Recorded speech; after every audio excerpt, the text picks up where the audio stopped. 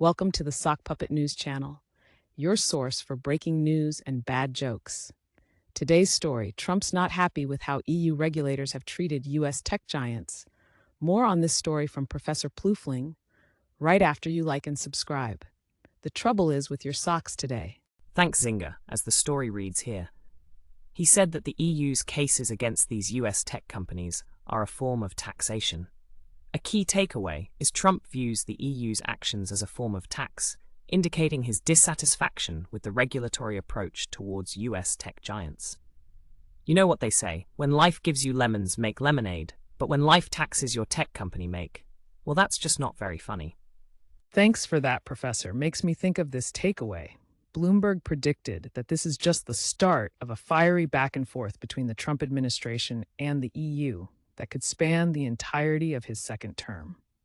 But seriously, folks, this might be bad news for global trade. You bring up a great point, sister. What stood out to me was when Rebecca Szkutak wrote, Google, Meta, and Apple are all currently being investigated for potential violations of the EU's Digital Markets Act. Well, I guess you could say those companies are in the hot seat.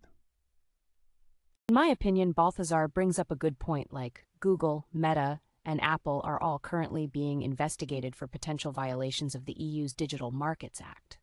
But honestly, folks, how many times can one person have to deal with tech companies breaking rules before they just start using a different company?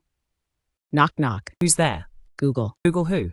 Don't tax your thoughts, Mr. Trump. Well, that concludes another moment of your life wasted on sock knock jokes and news. Don't forget to like, subscribe, and leave your complaints in the comment section. Sock Puppet News.